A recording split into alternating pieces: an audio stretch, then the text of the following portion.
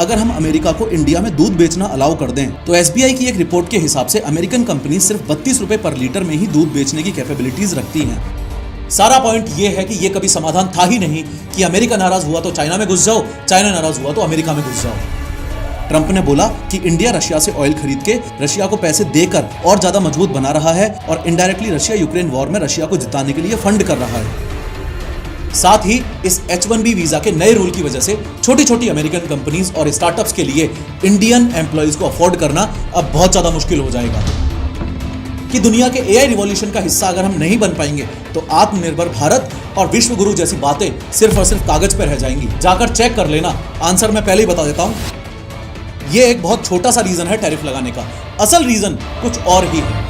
लेकिन हर बार की तरह शुरू से शुरू करते हैं। देखो, इस टैरिफ के गेम में मेनली 4 चीजें शामिल हैं। इंडिया से एक्सपोर्ट करने वाली कंपनी ए, अमेरिका में इंपोर्ट करने वाली कंपनी बी, अमेरिका की पॉपुलेशन जो माल खरीदेगी और अमेरिका की सरकार यानी कि डोनाल्ड ट्रंप की सरकार जो टैक्स वसूलेगी। अब ध्यान से समझना कि जैसे ही ट्रंप ये अनाउंसमेंट करता है कि हम इंडिया पे 50% टैरिफ इंपोज कर रहे हैं, तो इसका मतलब ये होता है कि मान लो कि ये शर्ट बनाने वाली इंडियन कंपनी ट्रंप के अनाउंसमेंट से पहले अपनी शर्ट अमेरिका में 100 रुपए में बेचती थी। अमेरिका ने अगर 50% टैरिफ इंडिया पे लगा दिया तो उसका मतलब है कि अमेरिका की सरकार अब इस इंपोर्ट करने वाली कंपनी बी से एक्स्ट्रा 50 रुपए के टैक्सेस लेगी बिकने वाली हर शर्ट पे। अब ये बी कंपनी ट्रंप सरकार को पैसा अपनी जेब से क्यों दे भाई? तो ये कंपनी उस 50 रुपए का बोझ उठाकर अमेरिका की पॉपुलेशन पे डाल देगी और कुछ इस तरीके से अमेरिका की पॉपुलेशन के लिए इंडिया का सामान महंगा हो जाएगा। या फिर कुछ रेयर केसेस में कंपनीज थोड़ा बोझ खुद उठाती हैं, थोड़ा अमेरिका की पॉपुलेशन को उठाने के लिए बोलेंगी और थोड़ा एक्सपोर्टर पे भी दबाव बनाएंगी। 100 बात की एक बात ये हुई कि इंडिया से खरीदी जाने वाली जो शर्ट एक अमेरिकन को 100 रुपए की पड़ती थी, अब वो 150 रुपए की पड़ रही है। अब जब माल की क्वालिटी सेम है और सिर्फ रुपए उस शर्ट पे बढ़ गए हैं तो अमेरिका की पॉपुलेशन इस शर्ट को खरीदने में कम इंटरेस्ट दिखाएगी और अपने खुद के ही देश की किसी और कंपनी से सस्ते में शर्ट खरीदना चाहेगी। और जब इंडियन कंपनी ए की शर्ट्स बिकना बहुत कम हो जाएंगी तो ऑब्वियसली इंडिया को एज अ कंट्री फाइनेंशियल नुकसान होने लगेगा, क्योंकि अब वो कंपनी अमेरिका से बहुत कम पैसे कमा के देश में ला पा रही है। अब यहाँ 2 बातें हैं। एक तो आपको यह समझ आ गया कि टैरिफ एग्जैक्टली कहते किसे हैं, साथ ही आपको यह भी समझ आ जाना चाहिए कि अमेरिका इंडिया पे या चाइना अमेरिका पे या फिर कोई भी एक देश दूसरे देश पर टैरिफ लगाता ही क्यों है। एग्जैक्ट रीजन टैरिफ इंपोज करने का होता क्या है? तो मेनली टैरिफ इंपोज करने के 3 रीजंस होते हैं। सबसे पहला रीजन है प्रोटेक्शन। अभी शर्ट वाले एग्जांपल से ही देखा ना आपने कि विदेशी माल को अगर महंगा कर दिया जाए तो लोग सेम क्वालिटी का माल सस्ते में खरीदने के लिए खुद के देश की कंपनीज की तरफ मुड़ने लग जाते हैं। तो अपनी डोमेस्टिक इंडस्ट्रीज को फॉरेन कंट्रीज के चीप माल से बचाने के लिए टैरिफ लगाया जा सकता है। दूसरा रीजन है रेवेन्यू। टैरिफ एक प्रकार का टैक्स ही तो है, इंपोर्ट टैक्स। और ये बात तुम अच्छे से जानते ही हो कि टैक्स सरकार के लिए कमाई का जरिया होता है ताकि देश चल सके। तो टैरिफ किसी भी देश की सरकार की ओवरऑल कमाई को बढ़ाने के लिए भी लगाया जा सकता है। और तीसरा और इंपॉर्टेंट रीजन है पनिशमेंट। और ये तीसरा वाला रीजन ही मेन रीजन बताया गया था ट्रंप सरकार के द्वारा, जब पिछले महीने अगस्त में ट्रंप ने इंडिया पे पहले तो 25% का टैरिफ इंपोज कर दिया और उसके बाद फिर से 27 अगस्त को 25% का एडिशनल टैरिफ और इंपोज कर दिया, यानी कि टोटल 50% टैरिफ फिलहाल अमेरिका ने इंडिया पे थोप रखा है। ट्रंप ने जब इंडिया पे टैरिफ इंपोज किए तो मेनली 2 कारण बताए थे, जिसमें से एक कारण पनिशमेंट वाले एंगल से था। सबसे पहला कारण तो ट्रंप ने यह दिया कि बिजनेस कर करके इंडिया जो अमेरिका से फायदा उठा पा रहा है वो फायदा अमेरिका इन रिटर्न इंडिया से नहीं उठा पाता। और ये बात कुछ हद तक सही भी है, क्योंकि इंडिया का यूएस के साथ साल 2025 में ट्रेड सरप्लस रफली 40 बिलियन यूएस डॉलर्स के आसपास है। ट्रेड सरप्लस को ऐसे समझो कि इंडिया अपना जितने डॉलर्स का माल अमेरिका को एक्सपोर्ट कर रहा है वो ज्यादा है और अमेरिका से जितने डॉलर का माल खुद के देश में इंपोर्ट कर रहा है वो कम है, जो कि किसी भी देश के लिए गुड न्यूज होती है। ये था पहला कारण। अब दूसरा कारण ट्रंप ने इंडिया पे टैरिफ इंपोज करने का ये बताया कि वो इंडिया को पनिश करना चाहता है इस बात के लिए कि इंडिया रशिया से ऑयल खरीदता है। ट्रंप ने बोला कि इंडिया रशिया से ऑयल खरीद के रशिया को पैसे देकर और ज्यादा मजबूत बना रहा है और इनडायरेक्टली रशिया यूक्रेन वॉर में रशिया को जिताने के लिए फंड कर रहा है। लेकिन ट्रंप का ये पनिशमेंट वाला लॉजिक काफी हद तक फालतू सा है। 2 मिनट बाद आप लोगों को भी फालतू सा लगने लगेगा। ध्यान से बस इस रशिया के क्रूड ऑयल एक्सपोर्ट के ग्राफ को देखो। पिछले 2.5 साल का ये क्रूड ऑयल एक्सपोर्ट का ग्राफ साफ साफ बता रहा है कि रशिया से सबसे ज्यादा तेल लेने वाला देश इंडिया नहीं है बल्कि चाइना है। चाइना 47% पे है और इंडिया 38% पे है। अब ट्रंप के लॉजिक के हिसाब से तो चाइना मेन कल्प्रिट हुआ ना। असल में चाइना ज्यादा जिम्मेदार है इस चीज के लिए कि रशिया को पैसे देकर और ज्यादा मजबूत बना रहा है और इनडायरेक्टली रशिया यूक्रेन वॉर में रशिया को जिताने के लिए फंड कर रहा है। तो इस हिसाब से तो सेम रीजन की वजह से चाइना पे भी खतरनाक टैरिफ ठोक देना चाहिए था, पर अमेरिका ने ऐसा नहीं किया, क्योंकि रशियन ऑयल इंपोर्ट करना ये एक बहुत छोटा सा रीजन है टैरिफ लगाने का। असल रीजन कुछ और ही है। अगर रशिया से माल खरीद के रशिया को फंड करने वाला रीजन ही मेन रीजन होता तो ऐसे तो फिर अमेरिका को अपने स्ट्रेटेजिक दोस्त यूरोपियन यूनियन पे भी भारी टैरिफ ठोकना चाहिए, क्योंकि उसी सेम 2.5 साल के पीरियड में रशिया से LNG और पाइपलाइन गैस खरीदने वाला लार्जेस्ट बायर है यूरोपियन यूनियन। अगर रशिया से माल खरीद के रशिया को फंड करने वाला लॉजिक ही है इंडिया पे टैरिफ्स लगाने के पीछे, तो इस हिसाब से तो अमेरिका को खुद पे भी टैरिफ्स ठोक देने चाहिए, क्योंकि साल 2024 में अमेरिका ने रशिया से टोटल $3 बिलियन से ज्यादा का माल खरीदा है, जैसे एनरिच्ड यूरेनियम, पैलेडियम और फर्टिलाइजर्स। यहां तक आपको थोड़ा थोड़ा समझ आ रहा होगा कि इंडिया पे टैरिफ्स इंपोज करने की कहानी सिर्फ रशियन क्रूड ऑयल इंपोर्ट तक लिमिटेड नहीं है, उससे कहीं ज्यादा है। रशिया से तेल लेना तो बस एक पॉलिटिकल जस्टिफिकेशन था। तो अगर Russian crude oil import main reason नहीं है टैरिफ लगाने के पीछे, तो एग्जैक्ट रीजन क्या है? एग्जैक्ट रीजन छुपा हुआ है प्राइम मिनिस्टर ऑफ इंडिया की कही गई इस बात में। भारत अपने किसानों के, पशुपालकों के और मछुआरे भाई बहनों के हितों के साथ कभी भी समझौता नहीं करेगा। टैरिफ्स लगने के बाद प्राइम मिनिस्टर ऑफ इंडिया ने यह बोला था कि हम अपने किसानों के हितों के साथ समझौता नहीं करेंगे। रियल मुद्दा यह है कि इंडिया ने अपना एग्रीकल्चरल मार्केट अमेरिका के लिए नहीं खोल रखा है, और यूएस इंडिया एग्रीकल्चरल ट्रेड का ये टेंशन साल 2018 से भी पहले से ठीक ठाक रूप से चला आ रहा है। इस एग्रीकल्चरल टेंशन के बारे में बात करने से पहले मैं ये चाहता हूं कि आप लोगों को इस बात का बहुत अच्छे से एहसास हो कि 5th लार्जेस्ट इकोनॉमी होने का मतलब ये बिल्कुल भी नहीं होता है कि इंडिया अब इनफ स्ट्रांग हो चुका है। अपने देश के लोगों और मोस्ट इंपोर्टेंटली भ्रष्ट नेताओं में आज के दिन ये सेंस ऑफ अर्जेंसी डेवलप होना एक्सट्रीमली इंपॉर्टेंट है कि अभी अपना देश international politics, foreign policy, IT tech sector और एआई जैसे फील्ड्स के अंदर बहुत पिछड़ा हुआ है। इंटरनेशनल और जियोपॉलिटिकल मार्केट्स में ये देश की ताकत ही होती है जो ये डिसाइड करती है कि अमेरिका उस देश को धमका पाएगा कि नहीं। भले ही रशियन ऑयल इंपोर्ट करने वाली बात पार्शियली फर्जी हो, लेकिन अमेरिका चाइना के ऊपर इस बात के दम पर टैरिफ्स नहीं ठोक पाया। क्यों? क्योंकि चाइना अपनी औकात पर दिन पे दिन काम कर रहा है। अमेरिका इंडिया को रशियन ऑयल खरीदने की वजह से टारगेट कर रहा है ताकि 2 प्रेशर बना सके, एक तो रशियन वॉर के खिलाफ और दूसरा ये ताकि इंडिया अपना एग्रीकल्चरल मार्केट ओपन करे। लेकिन चाइना को इक्वली धमका सके ये अमेरिका की औकात नहीं, क्योंकि चाइना की इकोनॉमी और ग्लोबल ऑयल मार्केट्स में भारी प्रेजेंस है। मोर इंपोर्टेंटली चाइना ने समय रहते अपने देश में एआई इंफ्रास्ट्रक्चर पर बहुत जम के काम कर लिया है। चाइनीज यूथ को एआई की इंपॉर्टेंस बताना, चाइनीज कंपनीज को एआई इनोवेशन की तरफ मोटिवेट करना, ये सारी चीजें वो लोग समय रहते कर चुके हैं। ये देश की ताकत आर्टिफिशियल इंटेलिजेंस, पॉलिटिक्स और इकोनॉमिक फैक्टर्स का खेल है जो इंडिया और चाइना इन दोनों देशों के लिए अमेरिका की अलग अलग अप्रोच दिखा रहा है। इंडिया ने अपना एग्रीकल्चरल मार्केट अमेरिका के लिए नहीं खोल रखा है, तो इंडिया एक ऐसा देश जिसकी 50% से ज्यादा पॉपुलेशन डायरेक्टली और इनडायरेक्टली एग्रीकल्चर पर डिपेंड करती हो, वो देश एग्रीकल्चर से जुड़े हुए सभी डिसीजंस बहुत सोच समझ के ले, यही सही है। इंडिया अपना एग्रीकल्चर मार्केट पूरा का पूरा अमेरिका के लिए ओपन नहीं करता, क्योंकि हमारा फार्मिंग सेक्टर देश की इकोनॉमी और रोजी रोटी का बैकबोन है। अमेरिका में सरकार बहुत ज्यादा सब्सिडीज देती है अपने फार्मर्स को, चाहे फीड की बात हो,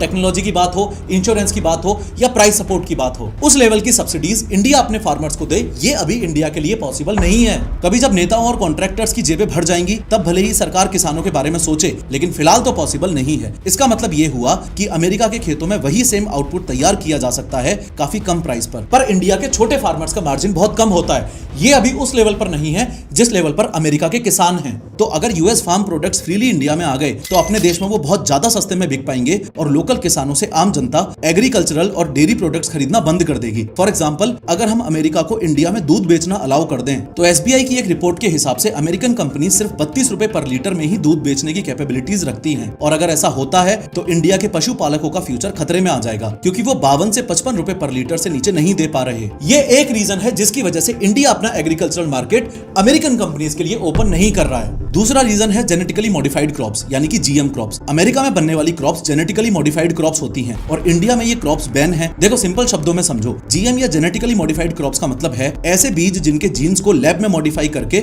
उनको एक्स्ट्रा क्वालिटीज दी जाती हैं, जैसे कि ज्यादा फास्ट ग्रो करना, इंसेक्ट से बचना या कम पानी में सर्वाइव करना। साइंटिस्ट लोग एक प्लांट के डीएनए में दूसरे ऑर्गेनिज्म का जीन डाल देते हैं ताकि क्रॉप ज्यादा आउटपुट दे या पेस्टिसाइड कम लगे। अमेरिका के साथ साथ और भी कुछ देश जीएम क्रॉप्स को इसलिए बनाते हैं क्योंकि उनसे फार्मिंग सस्ती होती है, यील्ड ज्यादा मिलता है और पेस्ट का खतरा कम हो जाता है। अब इंडिया में सबसे बड़ा इशू ये है कि जीएम क्रॉप्स का लोगों की हेल्थ और एनवायरनमेंट पर लॉन्ग टर्म इंपैक्ट क्या पड़ेगा, इस बारे में हमें अभी बहुत कम पता है। जेनेटिकली मॉडिफाइड क्रॉप्स के मामले में अपने देश के फार्मर्स और साइंटिस्ट अभी काफी डिवाइडेड हैं। साइंटिस्ट फेवर में हैं और देश के किसान मोस्टली अगेंस्ट में हैं। इंडिया में फ्यूचर में कभी भी अगर जीएम क्रॉप्स को लार्ज स्केल अप्रूवल मिला भी तो सिर्फ तब मिलेगा जब 100% इस बात की श्योरिटी हो जाए कि लोगों के लिए ये सेफ है और किसानों के लिए इकोनॉमिकली घातक साबित नहीं होगी। इंडिया सिर्फ एक ही जीएम क्रॉप का इंपोर्ट देश में अलाउ करता है और वो है कॉटन, जो कि खाने वाली क्रॉप नहीं है। ये बैन सिर्फ अमेरिका के जीएम क्रॉप्स पर नहीं बल्कि सभी कंट्रीज के लिए है, चाहे बीज यूएस का हो, ब्राजील का या कोई और कंट्री का। जब तक इंडिया की जेनेटिक इंजीनियरिंग अप्रेजल कमेटी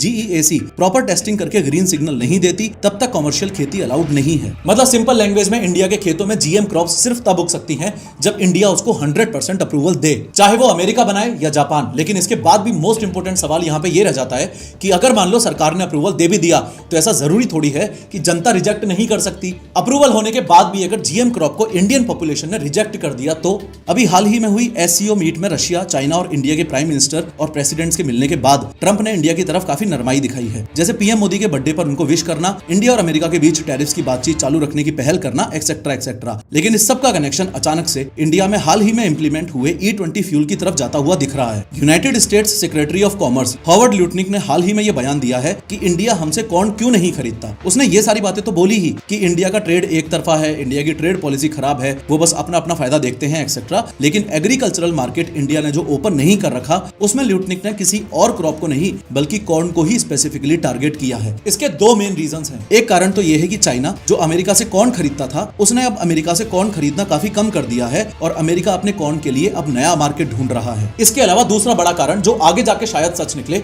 वो ये कि अमेरिका की नजर में ये बात बहुत अच्छे से साफ तौर पे आ चुकी है कि इंडिया बहुत एग्रेसिवली अपने देश के अंदर E20 फ्यूल का इंप्लीमेंटेशन करने जा रहा है। E20 फ्यूल का मतलब है कि भारत के सभी पेट्रोल पंप्स पर प्योर पेट्रोल ना मिलके ऐसा पेट्रोल मिलेगा जिसमें 20% तो इथेनॉल होगा और 80% ही पेट्रोल होगा। अब इथेनॉल बनता है कॉर्न से और आगे आने वाले 2 सालों में इंडिया को कॉर्न की बहुत खतरनाक डिमांड होने वाली है। जैसे ये बात अमेरिका की नजर में आई तो उन्होंने स्पेसिफिकली टारगेट करना शुरू कर दिया इंडिया में कॉर्न को। उन्होंने बोला कि सारी बातें बाद में हैं, सबसे पहले आप हमसे कॉर्न खरीदना शुरू करो। अब इंडिया बेसिकली अमेरिका से कॉर्न इसलिए नहीं खरीद रहा था क्योंकि India already enough corn produce कर लेता है। इनफैक्ट पिछले से पिछले साल तो इंडिया नेट एक्सपोर्टर था कॉर्न का, यानी कि हमारे पास एक्स्ट्रा माल प्रोड्यूस हो गया था, हमने दूसरे देशों को बेचा है वो माल। लेकिन E20 इथेनॉल ब्लेंडेड फ्यूल की वजह से देश में कॉर्न का कंजम्पशन ज्यादा हुआ, जिसकी वजह से सिर्फ पिछले साल ही इंडिया को कॉर्न इंपोर्ट करना पड़ा। और वो भी इंडिया ने यूक्रेन और म्यांमार से किया क्योंकि इन दोनों देशों से नॉन जीएम कॉर्न मिल रहा था, यानी ऐसा कॉर्न जो जेनेटिकली मॉडिफाइड नहीं है। पर अमेरिका देता है जेनेटिकली मॉडिफाइड कॉर्न जो कि इंडिया में बैन है। तो ये था आंसर हॉवर्ड ल्यूटनिक के लिए। लेकिन साथ ही साथ अब पॉसिबिलिटी बन रही है कि अमेरिका और इंडिया के बीच जो टैरिफ वॉर खत्म करने के लिए बातचीत चल रही है, उसमें यह कंक्लूजन निकाला जाए कि E20 इथेनॉल ब्लेंडेड फ्यूल के लिए जो कॉर्न चाहिए वो हम अमेरिका से ले लेंगे। और अगर ये डिसीजन इंडिया लेता है तो मोदी सरकार का किसानों से किया हुआ वादा फर्जी हो जाएगा, क्योंकि E20 इथेनॉल ब्लेंडेड फ्यूल की वजह से सरकार ने देश के किसानों से जो वादा किया था कि उनका धंधा और ज्यादा बढ़ेगा क्योंकि इथेनॉल बनाने के लिए ज्यादा कॉर्न चाहिएगा, ये वादा पूरी तरह से झुटला जाएगा। जो भी हो रहा हो, लेकिन ट्रंप के टैरिफ्स की वजह से इंडिया का झुकाव अब ब्रिक्स की तरफ और ज्यादा देखने को मिल रहा है। ब्रिक्स एक ग्रुप है 5 बड़े डेवलपिंग कंट्रीज का, ब्राजील, रशिया, इंडिया, चाइना और साउथ अफ्रीका। ब्रिक्स बनाने का आइडिया बड़ा ही सिंपल था। ये 5 इमर्जिंग इकोनॉमीज हैं और इनको मिलकर अपनी आवाज बुलंद करनी चाहिए ताकि सिर्फ अमेरिका, यूरोप या फिर यूं कह लो कि सिर्फ वेस्ट की मोनोपोली ना रहे ग्लोबल फाइनेंस, ट्रेड और पॉलिटिक्स में। और अब वापस उसका सेकंड वर्जन यानी कि 2.0 शुरू हो चुका है, जो वर्ल्ड वॉर 2 के बाद 1945 से लेकर 1990 के बीच अमेरिका और सोवियत यूनियन के बीच चला। That is cold war. Cold war 2.0 थोड़ा अलग है। पावर डिस्ट्रीब्यूशन होता हुआ दिख रहा है। पावर काफी हद तक वेस्ट से ईस्ट की तरफ शिफ्ट हो रही है। लेकिन यह बात इंडिया भी अच्छे तरीके से जानता है कि अमेरिका को छोड़ के पूरी तरह से ब्रिक्स में घुस जाना समाधान नहीं है। ब्रिक्स अमेरिका पर डिपेंडेंसी खत्म करने के लिए है और अपने ट्रेड ऑप्शंस को डाइवर्सिफाई करने के लिए है, अमेरिका से रिश्ते खत्म करने के लिए नहीं है। जहां तक मेरा मानना है, अगर किसी इंडस्ट्री को ट्रंप से सबसे ज्यादा खतरा है तो वो है इंडिया की आईटी इंडस्ट्री। ट्रंप सरकार के द्वारा हाल ही में लिए गए 2 डिसीजंस ऐसे हैं जैसे ट्रंप इंडिया की आईटी इंडस्ट्री को जानबूझ के डिस्ट्रॉय करने की कोशिश कर रहा है क्या। एक डिसीजन तो है हायर एक्ट 2025 का, जो कि 7 सितंबर को प्रपोज किया गया और अभी ये बिल पास नहीं हुआ। और दूसरा डिसीजन है जो एकदम हाल ही में लिया गया, H1B वीजास पे $1 लाख की फीस इंपोज करने का। हायर एक्ट 2025 का मतलब है halting international relocation of employment act. ये एक यूएस सेनेटर ने प्रपोज किया है। इस एक्ट का मतलब है कि जो भी अमेरिकन कंपनीज अपने देश के बाहर दूसरे देशों में लोगों को काम दे रही हैं, मेनली इंडियन आईटी कंपनीज को, उन पर 25% एक्साइज टैक्स लगेगा। इसका मतलब ये हुआ कि अगर कोई अमेरिकन कंपनी फॉरेन वर्कर्स को पेमेंट करेगी तो उस पेमेंट पर 25% का एक्स्ट्रा टैक्स लगेगा जो वो अमेरिकन कंपनी ट्रंप सरकार को देगी। और इससे भी जरूरी बात, ये पेमेंट्स जो फॉरेन सर्विसेज के लिए की जाएंगी उनको वो कंपनीज टैक्स डिडक्शन के रूप में क्लेम नहीं कर पाएंगी, यानी कि टैक्स में छूट नहीं मिलेगी उन पेमेंट्स पे। अब इसको इंडिया के एंगल से समझो। अभी इंडिया के पास में कॉम्पिटिटिव एडवांटेज ये है कि यहाँ पर सर्विस कॉस्ट कम है, इसलिए हर बड़ी अमेरिकन आईटी कंपनी का ऑफिस अपने यहाँ इंडिया में तो है ही, क्योंकि आप इस पूरी पूरे कॉन्सेप्ट को अगर बिगर पिक्चर से देखने की कोशिश करोगे तो भले ही अपने देश की बड़ी बड़ी आईटी कंपनीज सूट और टाई में एम्प्लॉयज बिठा के बढ़िया ऑफिस से भले ही काम करवा रही हो, लेकिन अमेरिकन कंपनीज के लिए ये है तो एक मजदूर मंडी ही। अपने देश की आईटी कंपनीज का मेन फोकस हो गया है यूएस क्लाइंट्स ढूंढो, जल्दी से जल्दी ज्यादा से ज्यादा आईटी सर्विसेज दो, भले ही वो बीपीओ, कॉल सेंटर एक्सेट्रा की सर्विसेज हो, और कैसे भी करके बस डॉलर्स में कमाओ। जबकि असलियत यह है कि इंडिया का आईटी सेक्टर पूरी दुनिया में कितना पावरफुल होगा और कितना नहीं, यह सिर्फ इस बात पर डिपेंड करता है कि हमारा रिसर्च और इनोवेशन पर कोर कितना फोकस है। सरकार हो चाहे कंपनीज हो, रिसर्च और इनोवेशन पर फोकस सबसे कम है और पूरा फोकस सिर्फ इस बात पे होके रह गया है कि कैसे आईटी कंपनीज के एम्प्लॉइज को पूरी तरह से निचोड़ लिया जाए। अगर by chance hire act pass हो गया तो फिर करते रहना ये 70 आवर्स पर वीक वाली बातें। खैर, मुद्दे की बात यह है कि अमेरिकन कंपनीज इंडिया में भले ही स्किल की वजह से भी काम देती हो, लेकिन मेनली उनका इंपॉर्टेंट रीजन ये है कि इंडियन कंपनीज में दिया गया काम उनको सस्ता पड़ता है। अगर हायर एक्ट की वजह से अमेरिकन कंपनीज को 25% एक्स्ट्रा टैक्स देना पड़ेगा और उन्हें टैक्स डिडक्शन में छूट नहीं मिलेगी, तो इंडिया के लोगों को आईटी का काम देना दिक्कत की बात होगी ही होगी। सेम गेम अभी ट्रंप ने H1B वीजास पर 88 लाख रुपए की फीस इंपोज करके भी खेला। एक ऐसी फीस जो कि पहले ज्यादा से ज्यादा सिर्फ 3.5 लाख रुपए के आसपास ही हुआ करती थी। H1B वीजा एक स्पेशल टाइप का यूएस वर्क वीजा है जिसके थ्रू अमेरिकन कंपनीज बाहर के स्किल्ड लोग, mostly engineers, IT professionals, doctors etcetera को यूएस बुलाकर काम करा सकते हैं अगर उनको अमेरिका में वैसे लोग नहीं मिल रहे हैं। तो ये visa mainly IT industry, engineering और टेक्नोलॉजी जॉब्स के लिए ही होता है। ये कुछ ऐसा है कि अगर किसी अमेरिकन आईटी कंपनी को लगा कि इंडिया का ये एक्स बंदा सही स्किल्ड है तो वो कंपनी उस बंदे का H1B वीजा स्पॉन्सर करेगी और अपने देश बुलाएगी। 70% से ज्यादा H1B वीजा होल्डर्स इंडियंस ही हैं। ट्रंप की सरकार का ये कहना है कि H1B वीजा के थ्रू फॉरेन वर्कर्स आके अमेरिकन लोगों की नौकरियां छीन रहे हैं, जिसकी वजह से अमेरिका के लोकल लोगों को नुकसान हो रहा है। इसलिए H1B वीजा ट्रंप ने इतना ज्यादा महंगा कर दिया ताकि अमेरिकन कंपनीज बहुत सोच समझकर फॉरेन वर्कर्स को अमेरिका में बुलाएं, स्पेशली इंडियन आईटी प्रोफेशनल्स को। इस H1B वीजा रूल इंप्लीमेंटेशन के थ्रू ट्रंप का मैसेज एकदम क्लियर है, पहले अमेरिकन को नौकरी दो, बाकी सब बाद में देखेंगे। ट्रंप के इस H1B वीजा के नए नियम की वजह से कंपटीशन अब इसलिए बढ़ जाएगा क्योंकि अमेरिकन आईटी कंपनीज बहुत ज्यादा सोच समझ के डिसीजंस लेंगी। किसी एम्प्लॉय का वीजा स्पॉन्सर करने में अगर इतना ज्यादा दाम लग रहा है तो अमेरिकन कंपनीज बहुत सोच समझ के ये डिसीजन लेंगी ना कि किस बंदे पर पैसा खर्च करना है, कितना पैसा खर्च करना है, वो बंदा कितना स्किल्ड है और कंपनी को एग्जैक्टली कितना प्रॉफिट कमा के दे पाएगा। साथ ही इस H1B वीजा के नए रूल की वजह से छोटी छोटी अमेरिकन कंपनीज और स्टार्टअप्स के लिए इंडियन एम्प्लॉइज को अफोर्ड करना अब बहुत ज्यादा मुश्किल हो जाएगा। लॉन्ग टर्म में ट्रंप के इस डिसीजन की वजह से ऑफशोरिंग का ट्रेंड और ज्यादा बढ़ेगा, मतलब यूएस जाने का भूल जाओ, इंडिया में बैठ के ही अमेरिका का काम करो। पर इसका भी मैंने आपको ऑलरेडी बता दिया है कि हायर एक्ट के थ्रू ट्रंप इस चीज पर भी 25% टैक्स लेने वाला है अगर वो बिल पास हुआ तो। दिक्कत सबसे बड़ी ये है कि लोगों को लग रहा है कि जो अमेरिका इंडियन आईटी इंडस्ट्री का इतना अच्छा दोस्त था, वो America he Indian IT industry का इतना बड़ा दुश्मन बन गया। पर असलियत यह है कि इंडियन आईटी इंडस्ट्री का सबसे बड़ा दुश्मन हमेशा से ही डिपेंडेंसी है। दुनिया की टॉप 10 आईटी कंपनीज उठा के देख लो, हार्डली एक कंपनी इंडिया की है। दुनिया की टॉप 10 एआई कंपनीज उठा के देख लो, एक भी कंपनी इंडिया की नहीं मिलेगी। दुनिया के साथ अच्छे से कॉम्पीट करने के लिए हमारे पास ये एक आखिरी मौका बचा था कि चाहे जो हो जाए हम 4th इंडस्ट्रियल रिवॉल्यूशन को अपने हाथ से नहीं जाने देंगे। अमेरिका और चाइना के साथ कंधे से कंधा मिलाकर चलेंगे। आप में से जिन लोगों को नहीं पता उनको ये बता दूं कि जैसे पहले स्टीम इंजन ने फैक्ट्री को, इलेक्ट्रिसिटी ने घर को और कंप्यूटर ने ऑफिस को बदला था, वैसे ही आर्टिफिशियल इंटेलिजेंस दुनिया की हर इंडस्ट्री को पूरी तरह से बदल रहा है। इसलिए एआई को 4th इंडस्ट्रियल रिवॉल्यूशन कहा जाता है। इंडिया अभी एआई रेस में इतना ज्यादा स्लो है कि इनोवेशन और रिसर्च पर ध्यान ही नहीं है, ना कंपनीज का ना मंत्रियों का। अगर कंपनीज की बात करूं तो अमेरिका और चाइना जैसे देशों में एआई के रिसर्च लैब्स, यूनिवर्सिटीज और ग्लोबल क्वालिटी स्टार्टअप्स बहुत आगे हैं। इंडिया में ज्यादा फोकस आईटी सर्विसेज पर है, कोर एआई इनोवेशन पर नहीं है। आईटी सर्विसेज दे देके रेवेन्यू के लिए अमेरिका पर डिपेंडेंसी हमारी इतनी ज्यादा है कि इंडिया की टॉप आईटी कंपनीज का 50% से ज्यादा रेवेन्यू शेयर अमेरिका से ही आता है। टाटा कंसल्टेंसी सर्विसेज TCS का 49.5% रेवेन्यू शेयर यूएस से है, इन्फोसिस का 52%, विप्रो का 54.5%, HCL टेक्नोलॉजीज का 61.7% और टेक महिंद्रा का 58.8%। अगर नेताओं की बात करूं तो prime minister Narendra Modi, minister of electronics and information technology Ashwini Vaishnaw, finance minister Nirmala Sitharaman, NITI Aayog, ministry of science and technology, ministry of home affairs, ministry of education etcetera, ये सब जो देश में एआई को बढ़ावा देने के लिए रिस्पॉन्सिबल हैं। इनकी पास्ट स्पीचेस और प्रेस कॉन्फ्रेंसेस उठा के देखो और ये चेक करो कि कितनी बार इन लोगों ने पिन पॉइंट करते हुए देशवासियों को 4th इंडस्ट्रियल रिवॉल्यूशन या फिर एआई की इंपोर्टेंस बताई है। कितनी बार इन लोगों ने मीडिया के सामने आके इंडियंस को ये वार्निंग दी है कि दुनिया के एआई रिवॉल्यूशन का हिस्सा अगर हम नहीं बन पाएंगे तो आत्मनिर्भर भारत और विश्व गुरु जैसी बातें सिर्फ और सिर्फ कागज पर रह जाएंगी। जाकर चेक कर लेना, आंसर मैं पहले ही बता देता हूं, ना के बराबर। जो सभी देश एआई के फील्ड में आज के टाइम पे लीड कर रहे हैं, वो सभी के सभी देश एआई के रिसर्च और इनोवेशन में बिलियंस ऑफ डॉलर्स का इन्वेस्टमेंट कर रहे हैं। लेकिन यहां अपने देश में सरकार और प्राइवेट कंपनीज दोनों ही एआई के मामले में कछुए की चाल चल रहे हैं। इंडिया में जल्दी से नई टेक्नोलॉजी एक्सपेरिमेंट और लॉन्च करने का कल्चर अभी बहुत कम है। रिस्क लेने के लिए माइंडसेट बहुत ज्यादा कंजर्वेटिव है और स्टार्टअप फंडिंग के पीछे माइंडसेट कंपनी की वैल्यूएशन बढ़ाकर समय पर एग्जिट मारने वाला हो गया है। कंपनी ओनर्स को हर वक्त ये लग रहा है कि कब न्यूज वेबसाइट्स में छपवा दूं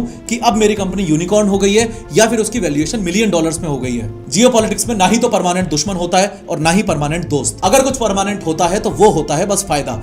अपने खुद के देश को फायदा कहां से ज्यादा हो रहा है ये समझना होता है बस। ये बस एक टेम्परेरी सी लहर है जिसमें आपको ये लग रहा है कि इंडिया और अमेरिका की दुश्मनी हो गई है और एससीओ मीट की वजह से इंडिया और चाइना की दोस्ती हो गई है। जबकि असलियत ये है कि चाइना भी उतना ही हरामी है जितना अमेरिका। चाइना हमेशा से इंडिया के साथ धोखा करता आया है। पास्ट में 1950 में इंडिया ने चाइना को यूएन में सपोर्ट किया, पर चाइना ने तिब्बत को जबरदस्ती अपने अंडर ले लिया। इंडिया सोचता था तिब्बत एक फ्रेंडली बफर बनेगा, पर चाइना ने धोखा दे दिया। हम यहाँ हिंदी चीनी भाई भाई बोलते रहे और चाइना ने चुपके से लद्दाख के अक्साई चिन में अपना रोड बना लिया। 1962 इंडो चाइना वॉर ही ले लो, पंचशील वाली दोस्ती के बाद भी चाइना ने अचानक से अटैक कर दिया। इंडिया को बड़ा नुकसान हुआ। अक्साई चिन अभी भी उनके पास है। एंड मोस्ट इंपोर्टेंटली चाइना हमेशा पाकिस्तान को न्यूक्लियर टेक, मिसाइल्स और यूएन में कवर देता है। इनडायरेक्टली इंडिया के अगेंस्ट गेम खेलता है। सारा पॉइंट ये है कि ये कभी समाधान था ही नहीं कि अमेरिका नाराज हुआ तो चाइना में घुस जाओ, चाइना नाराज हुआ तो अमेरिका में घुस जाओ। इस बात में कोई दो राय नहीं है कि कोई भी देश इतना आत्मनिर्भर नहीं बन सकता कि उसको दूसरे देशों के साथ में ट्रेड ही ना करना पड़े। इंटरनेशनल रिलेशंस और जियोपॉलिटिक्स में सभी देशों के साथ संबंध अच्छे होने चाहिए,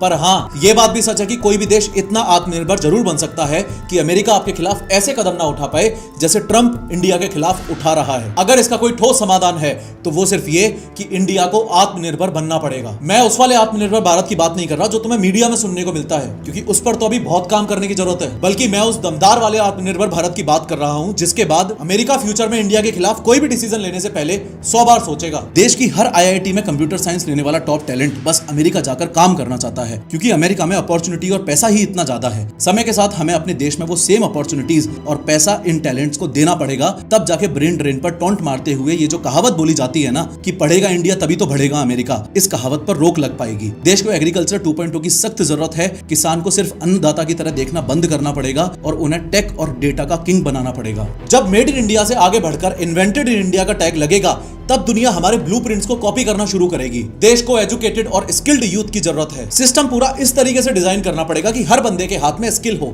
सिर्फ डिग्री नहीं। और सही मायने में ये सब कब संभव होगा? ये सब सिर्फ तब संभव होगा जब देश के लोगों के दिलों में नेताओं के लिए इज्जत होगी। नेता जो बोलेगा लोग वो सुनेंगे, नेता जो बोलेगा लोग वो करेंगे, क्योंकि आम आदमी तो बस एक सिस्टम का पार्ट है। असल में पूरा का पूरा सिस्टम तो मिनिस्ट्रीज के पास है ना। बहुत ताकत है इस देश के लोगों में, बस वो सही तरीके से इस देश के लिए इस्तेमाल नहीं हो पा रही है। अगर ताकत ना होती तो इंडियंस इतनी बड़ी बड़ी पोजीशंस पर बैठकर ग्लोबल टेक जायंट्स को ना चला रहे होते। ट्रंप भी तो सभी देशों के खिलाफ जाकर इतने बड़े बड़े डिसीजंस ले रहा है सिर्फ इसलिए ताकि वो अमेरिका को फिर से मैन्युफैक्चरिंग पावर हाउस बना सके, सिर्फ इसलिए ताकि अमेरिकन ही अमेरिका में ज्यादा से ज्यादा नौकरियां करें, ताकि उस देश की डिपेंडेंसी बाकी देशों पर कम हो सके। तो बस अब इंतजार इस चीज का है कि अपने देश के नेता भी ये धर्म और हिंदू मुस्लिम वाली राजनीति से थोड़ा सा हटके कब रिसर्च, इनोवेशन, आर्टिफिशियल इंटेलिजेंस और इंडिया की दूसरे देशों पर डिपेंडेंसी की बात पॉइंट टू पॉइंट जनता के सामने आके करेंगे।